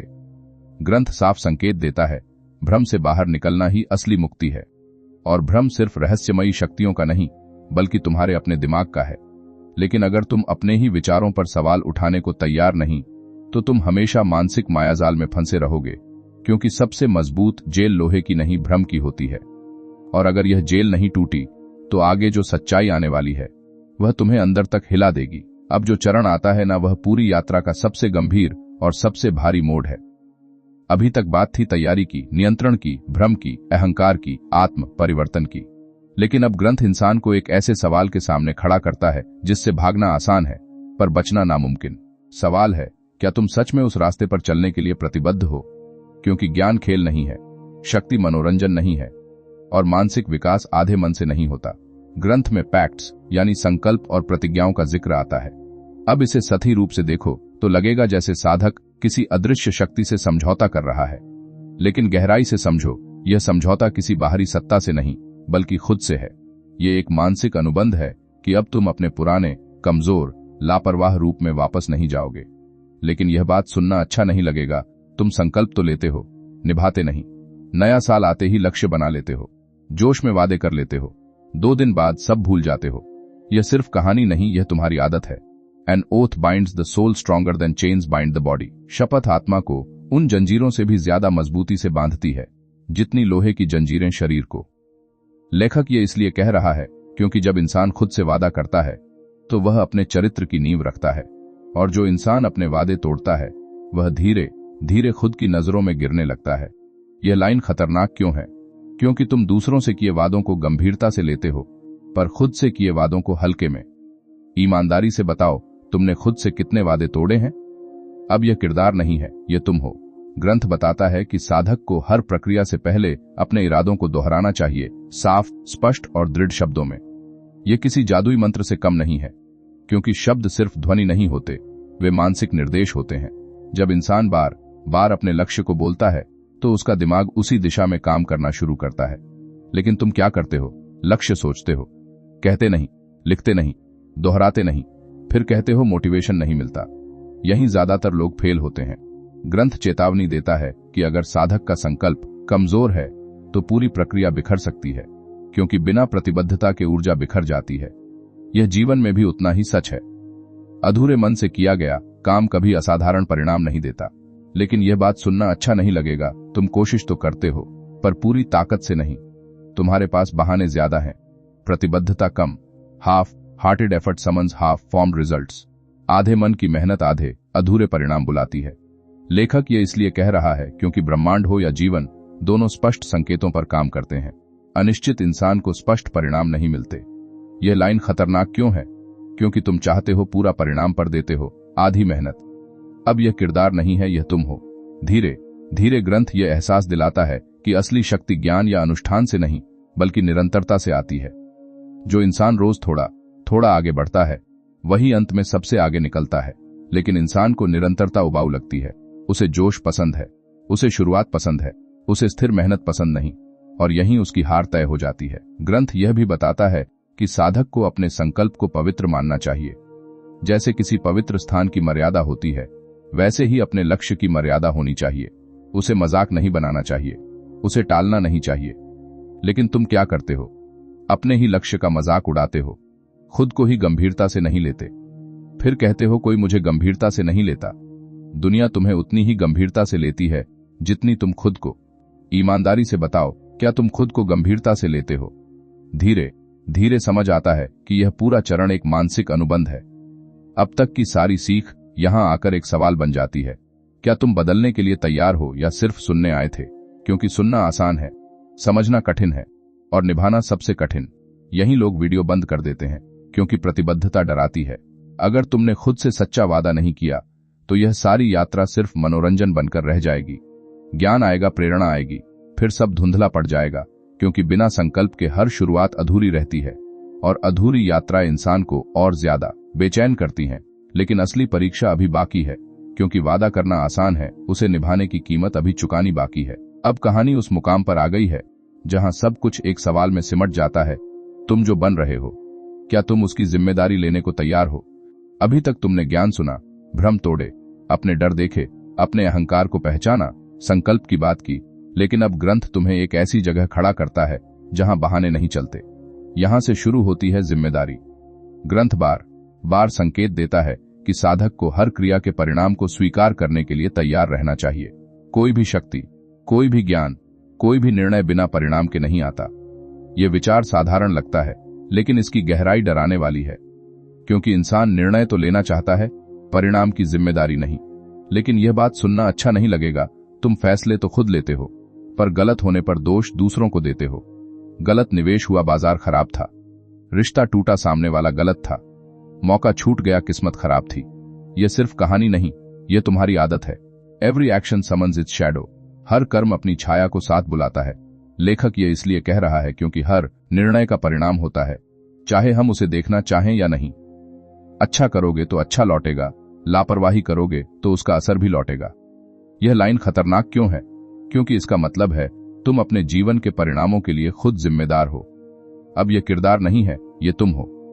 ग्रंथ समझाता है कि साधक को अपनी नीयत की शुद्धता पर लगातार नजर रखनी चाहिए, क्योंकि नीयत ही तय करती है कि शक्ति आशीर्वाद बनेगी या अभिशाप। अगर इरादा स्वार्थी है तो परिणाम भी अस्थिर होंगे। अगर इरादा संतुलित है तो शक्ति स्थिरता लाएगी। लेकिन इंसान खुद से सच सुनना पसंद नहीं करता। वह कहता है मैं सबके भले के लिए कर रहा हूं, लेकिन अंदर कहीं न कहीं निजी लालच छुपा होता है। ईमानदारी से बताओ, क्या तुम्हारी हर मेहनत सच में सिर्फ सही वजहों से होती है? यही लोग वीडियो बंद कर देते हैं, क्योंकि आत्म परीक्षण आसान नहीं। ग्रंथ चेतावनी देता है कि साधक अगर अपनी शक्ति का गलत उपयोग करता है तो वही शक्ति उसके खिलाफ हो सकती है। प्रतीकात्मक रूप से इसका मतलब साफ है, गलत तरीके से पाई गई सफलता टिकती नहीं। धोखे से कमाया पैसा शांति नहीं देता। दूसरों को गिराकर आगे बढ़ना अंदर खालीपन छोड़ जाता है। लेकिन यह बात सुनना अच्छा नहीं लगेगा। तुम परिणाम देखते हो, प्रक्रिया नहीं। तुम पूछते हो कितना कमाया, कोई नहीं पूछता कैसे कमाया। यहीं असली पतन शुरू होता है। Misused power corrodes the wielder. गलत इस्तेमाल की गई शक्ति उसी इंसान को अंदर से खोखला कर देती है। लेखक ये इसलिए कह रहा है क्योंकि शक्ति इंसान के चरित्र को बढ़ाती है। अगर चरित्र कमजोर है तो शक्ति विनाशक बन जाती है। यह लाइन खतरनाक क्यों है? क्योंकि तुम सोचते हो ताकत मिलते ही सब ठीक हो जाएगा, जबकि ताकत तुम्हारी कमियों को और बड़ा कर देती है। अब यह किरदार नहीं है, यह तुम हो। धीरे धीरे ग्रंथ यह एहसास दिलाता है कि हर सफलता एक परीक्षा है। क्या तुम विनम्र रह पाओगे? क्या तुम सही रास्ते पर टिके रहोगे? क्या तुम दूसरों को नुकसान पहुंचाए बिना आगे बढ़ोगे? लेकिन इंसान परीक्षा में पास होने से पहले ही जश्न मनाने लगता है। यही गलती है। ग्रंथ कहता है कि साधक को हर उपलब्धि के बाद रुककर आत्म निरीक्षण करना चाहिए। खुद से पूछना चाहिए, क्या मैं सही दिशा में जा रहा हूं? क्योंकि बिना दिशा की गति सिर्फ भटकाव है। लेकिन तुम क्या करते हो? तेज भागते हो, सोचते नहीं, रुकते नहीं, फिर अचानक थक जाते हो, फिर कहते हो जिंदगी समझ नहीं आती। समझ इसलिए नहीं आती क्योंकि तुमने रुककर खुद को समझने की कोशिश नहीं की। ईमानदारी से बताओ, क्या तुमने कभी खुद के फैसलों की जिम्मेदारी पूरी तरह स्वीकार की है? धीरे धीरे यह हिस्सा सिखाता है कि असली शक्ति नियंत्रण नहीं, जवाबदेही है। जो इंसान अपने कर्मों की जिम्मेदारी लेता है वही स्थिर रहता है। बाकी लोग परिस्थितियों के सहारे जीते हैं। कोई जादुई ढाल नहीं, कोई रहस्यमयी सुरक्षा नहीं, बस अपने फैसलों की जवाबदेही। लेकिन अगर तुम अभी भी दूसरों को दोष दे रहे हो तो तुम कभी मजबूत नहीं बन सकते, क्योंकि दोष देना आसान है, जिम्मेदारी लेना कठिन, और कठिन रास्ता ही इंसान को विकसित करता है। अगर तुम अपने हर निर्णय की कीमत चुकाने के लिए तैयार नहीं तो तुम अभी भी शक्ति के योग्य नहीं, क्योंकि शक्ति खिलौना नहीं है, वह चरित्र की परीक्षा है। और अगर चरित्र तैयार नहीं तो शक्ति वरदान नहीं, सबसे बड़ा बोझ बन जाती है। लेकिन आगे जो सच सामने आएगा वह यह साबित कर देगा कि इंसान का सबसे बड़ा दुश्मन अज्ञान नहीं बल्कि गलत ज्ञान का घमंड है। कहानी उस जगह पहुंच गई है जहां इंसान की सबसे खतरनाक कमजोरी सामने आती है, अधूरे ज्ञान का घमंड। अज्ञान उतना खतरनाक नहीं होता जितना यह भ्रम कि मुझे सब समझ आ गया। और सच बताऊं, यही वह जाल है जिसमें सबसे ज्यादा लोग फंसते हैं। ग्रंथ संकेत देता है कि जैसे जैसे साधक ज्ञान प्राप्त करता है उसके अंदर एक सूक्ष्म बदलाव शुरू होता है। पहले वह विनम्र होता है, सीखने को तैयार होता है, लेकिन धीरे धीरे उसे लगने लगता है कि अब वह दूसरों से अलग है, ज्यादा समझदार है, ज्यादा जागरूक है। और यहीं से गिरावट शुरू होती है, क्योंकि ज्ञान का उद्देश्य ऊंचा उठाना है, अलग करना नहीं। लेकिन यह बात सुनना अच्छा नहीं लगेगा। तुम्हें भी थोड़ा सीखते ही खुद को खास महसूस होने लगता है। थोड़ा पैसा आया, व्यवहार बदल गया। थोड़ी प्रसिद्धि मिली, बात करने का तरीका बदल गया। थोड़ी जानकारी मिली, दूसरों को कम समझने लगे। यह सिर्फ कहानी नहीं, यह तुम्हारी आदत है।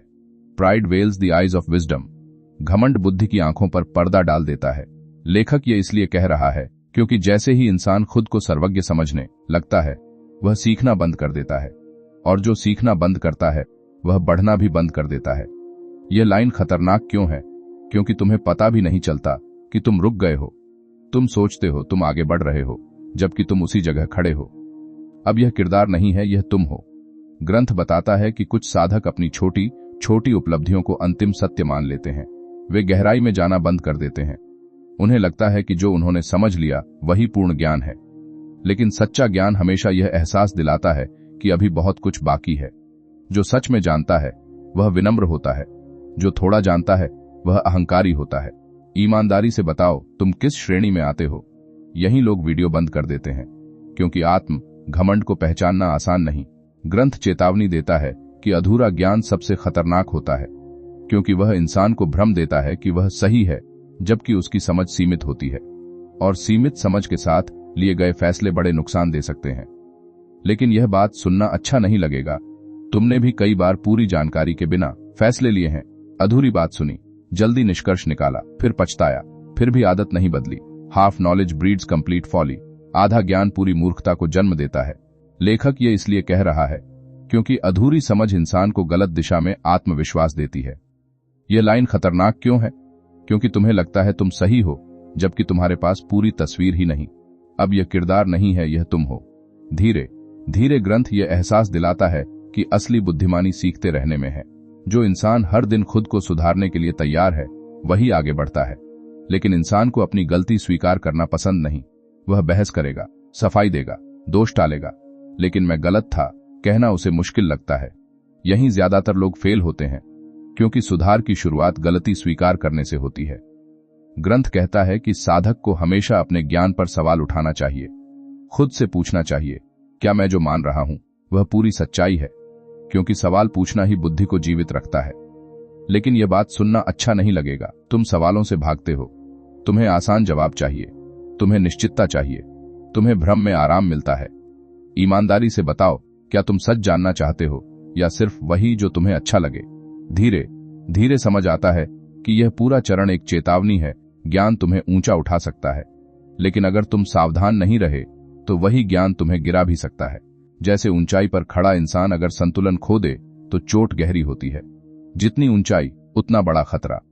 लेकिन इंसान ऊंचाई देखकर उत्साहित होता है, गिरने की संभावना भूल जाता है। अगर तुम सीखते समय विनम्र नहीं रहे तो तुम्हारी ही समझ तुम्हारे लिए जाल बन जाएगी। क्योंकि घमंड इंसान को अंधा कर देता है और अंधा इंसान दिशा नहीं देख पाता। लेकिन अभी आखिरी परत बाकी है, जहां सच इतना सीधा होगा कि बहाने काम नहीं आएंगे। अब कहानी उस अंतिम मोड़ के पास पहुंच चुकी है जहां कोई रहस्य नहीं बचता, कोई प्रतीक नहीं बचता, कोई छुपा अर्थ नहीं बचता। अब बात सीधी हो जाती है, इतनी सीधी कि इंसान सुनना नहीं चाहता। क्योंकि अब सवाल शक्तियों का नहीं है, सवाल अनुष्ठानों का नहीं है, सवाल ज्ञान का भी नहीं है। सवाल है तुम कौन सा रास्ता चुनोगे। ग्रंथ यहां साधक को एक मानसिक चौराहे पर खड़ा दिखाता है।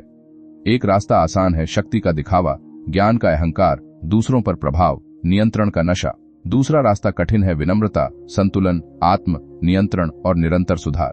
पहला रास्ता तेज है, दूसरा स्थायी है। लेकिन इंसान तेज रास्ता पसंद करता है। यहीं ज्यादातर लोग फेल होते हैं, क्योंकि उन्हें मंजिल जल्दी चाहिए, मजबूत नहीं। Choice defines the magician more than power.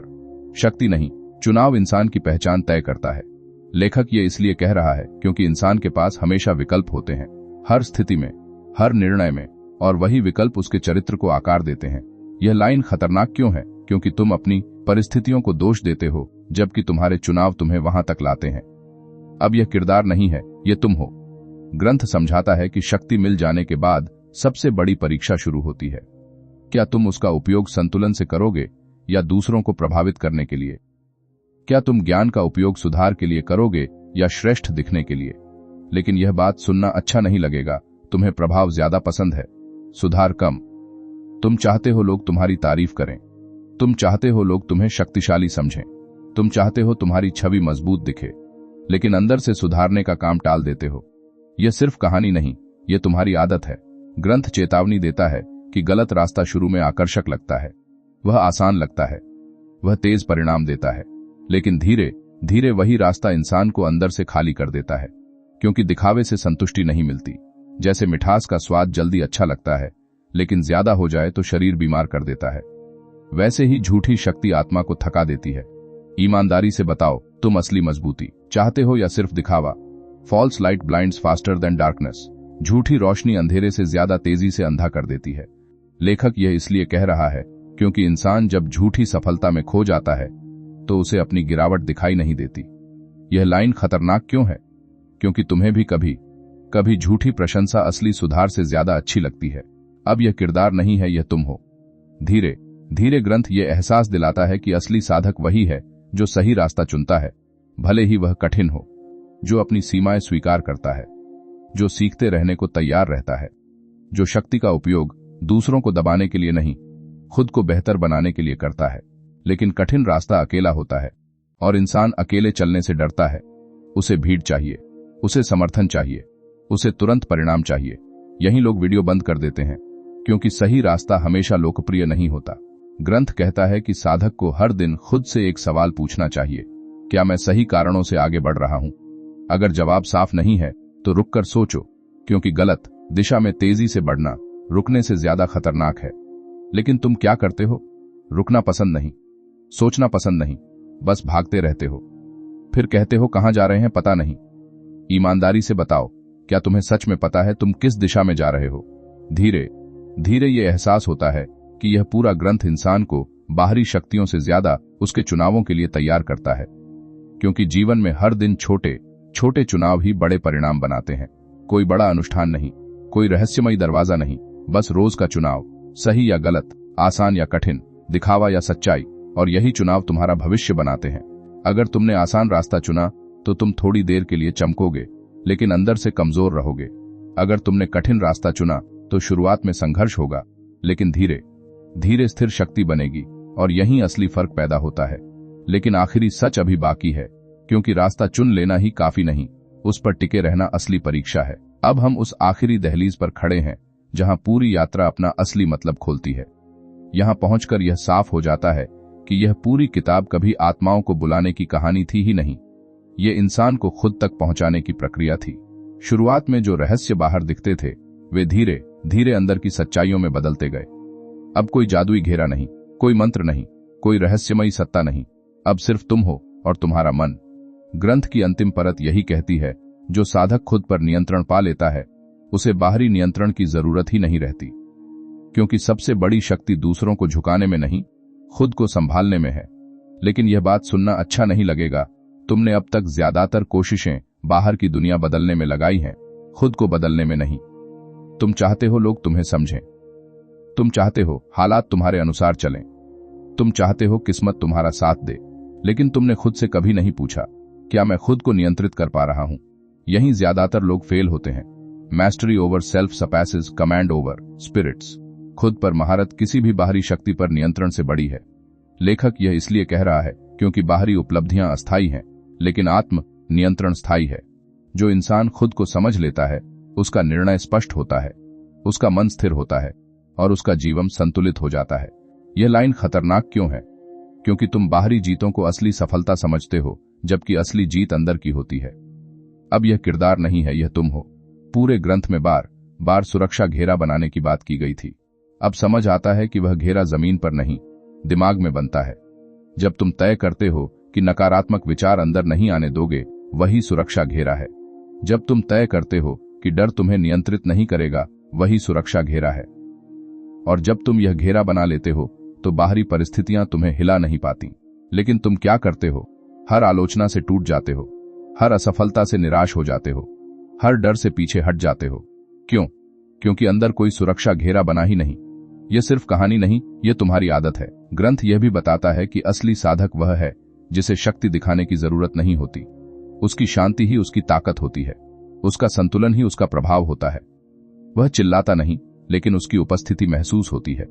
लेकिन इंसान को शांति से ज्यादा प्रदर्शन पसंद है। उसे दिखाना है कि वह कितना सक्षम है, उसे साबित करना है कि वह कितना खास है, और इसी साबित करने की दौड़ में वह अंदर से थक जाता है। Silence reveals strength louder than spectacle. शांति उस शक्ति को प्रकट करती है जो प्रदर्शन से कहीं ज्यादा गहरी होती है। लेखक ये इसलिए कह रहा है क्योंकि जो इंसान सच में मजबूत होता है उसे बार बार अपनी ताकत साबित करने की जरूरत नहीं पड़ती। यह लाइन खतरनाक क्यों है? क्योंकि तुम जितना ज्यादा दिखाने की कोशिश करते हो उतना ही अंदर से असुरक्षित महसूस करते हो। ईमानदारी से बताओ, क्या तुम्हें सच में साबित करने की जरूरत है, या तुम खुद पर भरोसा नहीं करते? धीरे धीरे समझ आता है कि यह पूरी यात्रा आत्म नियंत्रण की थी। पहले तुमने ज्ञान सीखा, फिर अभ्यास किया, फिर असफल हुए, फिर खुद को संभाला, फिर छोटी जीत मिली, फिर आत्मविश्वास बढ़ा। यही विकास है। कोई रहस्यमयी दरवाजा नहीं खुला, कोई चमत्कार नहीं हुआ, बस धीरे धीरे तुम मजबूत होते गए। ग्रंथ की अंतिम सीख यही है, जो इंसान खुद को जीत लेता है उसके लिए दुनिया दुश्मन नहीं रहती। परिस्थितियां चुनौती बनती हैं, बाधा नहीं। असफलता सीख बनती है, हार नहीं। लेकिन अगर तुमने अभी तक खुद से लड़ना शुरू ही नहीं किया तो बाहरी दुनिया से लड़ना बेकार है, क्योंकि सबसे कठिन युद्ध अंदर चलता है, और जो अंदर हारता है वह बाहर कभी नहीं जीतता। अब आखिरी सवाल तुमसे है, क्या तुम इस पूरी यात्रा को सिर्फ एक रहस्यमयी कहानी मानकर भूल जाओगे, या सच में अपने अंदर झांककर खुद को बदलने की शुरुआत करोगे? क्योंकि ज्ञान सुनना आसान है, समझना कठिन है, और खुद पर लागू करना सबसे कठिन। और अगर तुमने इसे लागू नहीं किया तो यह पूरी यात्रा बस एक दिलचस्प कहानी बनकर रह जाएगी। लेकिन अगर तुमने खुद को साध लिया तो तुम्हें किसी जादुई शक्ति की जरूरत नहीं पड़ेगी, क्योंकि सबसे बड़ी शक्ति हमेशा तुम्हारे अंदर ही थी, बस तुमने उसे पहचानने में देर कर दी।